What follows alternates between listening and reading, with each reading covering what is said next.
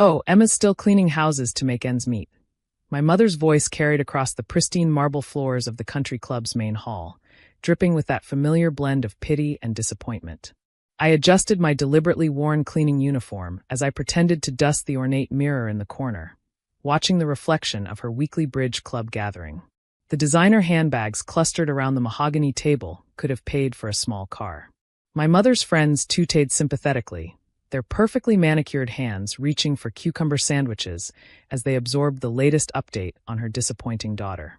Such a shame, Mrs. Henderson sighed, her tennis bracelet catching the light. And she was so bright in school. Wasn't she class valedictorian? My mother's face pinched slightly. Yes, but then she dropped out of her MBA program to pursue her dreams. She made air quotes with her French-tipped fingers.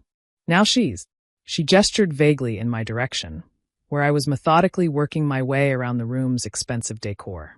If only they knew that the houses I cleaned were actually my tech company's development studios, carefully disguised as residential properties throughout the city's wealthiest neighborhoods. Or that my cleaning uniform concealed a smartwatch worth more than their luxury cars. Or that in approximately 24 hours, my gaming company, Phoenix Interactive, would go public with an estimated valuation of $12 billion. But they didn't know any of that. They just saw what I wanted them to see. Emma Chun, the brilliant but wayward daughter who had thrown away a promising future to become a cleaning lady. The same Emma who had endured years of subtle jabs and not-so-subtle interventions aimed at getting her life back on track. At least your other daughter is doing well, Mrs. Peterson chimed in, ever helpful. I heard Jessica just made partner at her law firm. My mother brightened immediately. Yes, and she's handling some very important cases. Fortune 500 companies, merger acquisitions. She trailed off as the country club's main doors swung open, admitting a tall figure in an impeccably tailored suit. I recognized him immediately. Marcus Sterling, my lead investor and board member. My heart stopped. He wasn't supposed to be here. The IPO announcement wasn't until tomorrow. But there he was, scanning the room with purpose. His eyes landed on me, and a broad smile spread across his face. Emma, he called out, striding across the marble floor. There's our gaming genius. I've been trying to reach you about tomorrow's announcement. The room went completely still. My mother's bridge club frozen in various poses of shock, cucumber sandwiches halfway to open mouths. The only sound was the gentle tinkling of the crystal chandelier above. I straightened slowly, turning to face the room.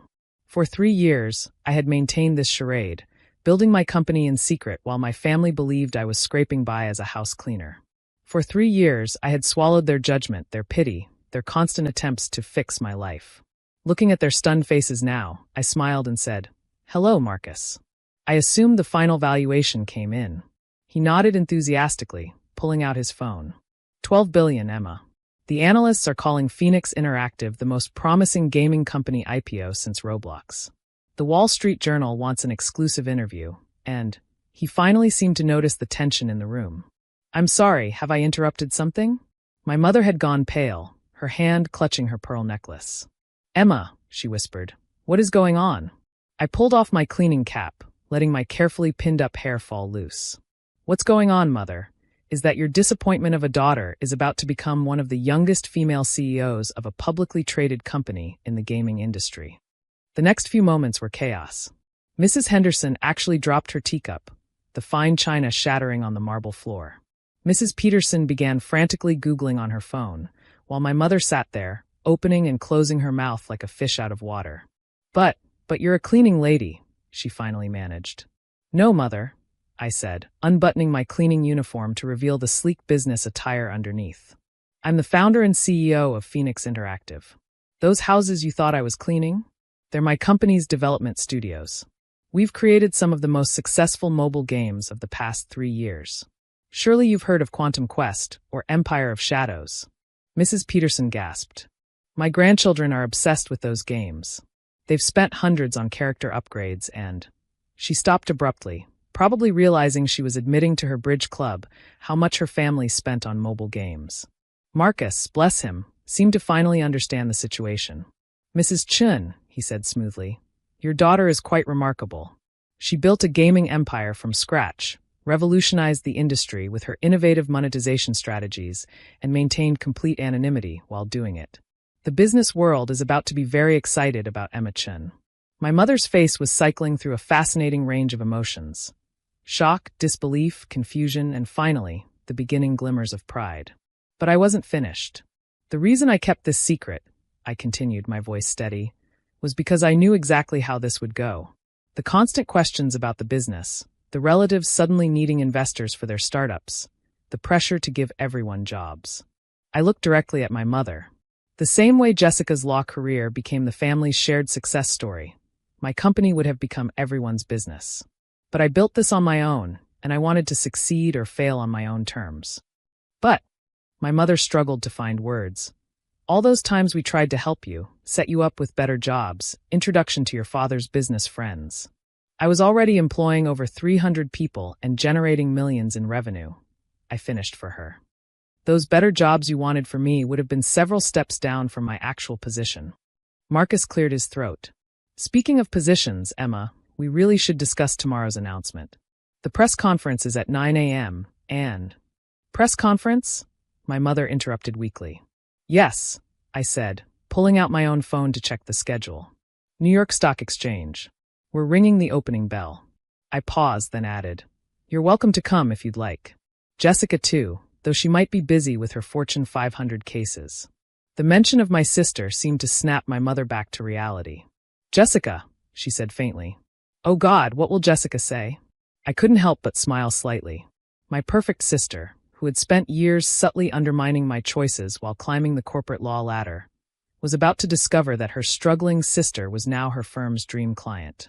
Actually, Marcus interjected, I believe your daughter's firm is one of the ones bidding to represent Phoenix Interactive post-IPO. Though given the family dynamics, we might need to consider conflict of interest issues. Mrs. Henderson made a sound that was half gasp, half laugh. Oh, this is better than my soap operas.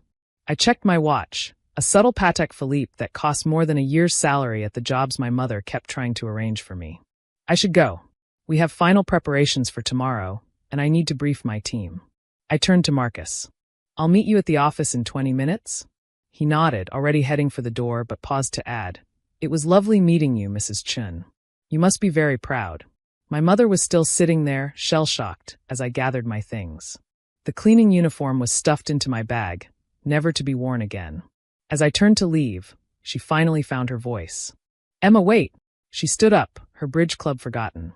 All this time, when we thought you were struggling, when we worried about you, I was building something extraordinary, I finished for her.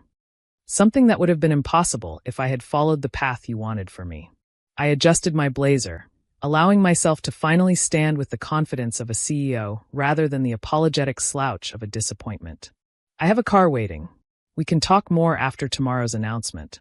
As I walked toward the door, my mother called out one more time. Emma, are you really worth billions now? I turned back one last time, taking in the scene. The scattered cucumber sandwiches, the spilled tea, the Googling society ladies, and my mother, standing amidst it all, finally seeing me clearly for the first time in years. No, Mother, I said with a small smile. I'm worth much more than that. I'm worth every bit of faith I had in myself when no one else did. The next 24 hours were a whirlwind of final preparations, press briefings, and last-minute checks with our financial team. My phone buzzed constantly with messages from relatives who had somehow already heard the news, each one suddenly remembering our special bond and having a brilliant business proposition to discuss. Jessica called 7 times. I let them all go to voicemail. My father sent a text that simply read, Is it true? I replied with a link to Phoenix Interactive's investor relations page, which would go live at market open tomorrow. The company's main office, hidden in plain sight in what looked like a renovated Victorian mansion in an upscale neighborhood, was buzzing with energy when I arrived. My employees, many of whom had kept my secret for years, were celebrating with champagne and takeout from the expensive sushi place down the street. There's our undercover boss, called out Derek, my lead developer, raising a glass in my direction. Finally get to swap that cleaning uniform for proper CEO attire? I laughed, accepting a glass of champagne. You're just happy you don't have to pretend to be a wealthy shut-in who needs his house cleaned anymore. The cover story had been essential to maintaining our secrecy. Each of our development studios was disguised as a private residence, and my most trusted employees played the roles of reclusive homeowners who required frequent cleaning services. It had allowed me to move freely between locations without arousing suspicion, while also explaining away the unusual amounts of activity and equipment deliveries at each property. "I'll miss the drama," said Lisa, my chief operating officer, joining us with her own glass. "Remember when your mom dropped by unexpectedly at the Henderson Street location?" I groaned at the memory. I had been in the middle of a crucial investor meeting in our basement server room when my mother showed up unannounced, concerned that I was spending too much time cleaning one particular house. Lisa had to pretend to be an eccentric aristocrat with a pathological fear of dust while I snuck out the back door in my cleaning uniform. "Speaking of your mother," Marcus said, appearing at my elbow with a tablet displaying tomorrow's schedule, "are we expecting family at the NYSE tomorrow?" I took a sip of champagne, considering. Knowing my family, they'll all be there, probably already planning how to leverage their connection to Phoenix Interactive's CEO. I smiled slightly. "We should warn security."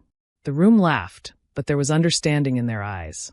Many of them had been with me from the beginning, when Phoenix Interactive was just 3 people working out of my apartment, building our first game between actual cleaning jobs. They had seen me struggle with the decision to keep my success hidden, had helped maintain the charade, had understood why it was necessary. "Your sister's firm called again," Marcus added carefully. "They're very interested in representing us." I set down my champagne glass. "Tell them we've decided to go with Morton and Bach instead." Jessica's firm had been pursuing our business aggressively. Not knowing the CEO they were so eager to impress was her own sister. "I think it's better to keep business and family separate." The irony of that statement, given tomorrow's imminent revelations, wasn't lost on anyone. As the celebration continued around me, I slipped away to my office, a space that, until today, I had only used when I was certain no family members were likely to drop by. The wall of windows overlooked the city skyline, lights twinkling in the gathering dusk. On my desk sat a frame holding the only family photo I kept in the office. Me at my high school graduation, valedictorian medal around my neck, standing slightly apart from my beaming family.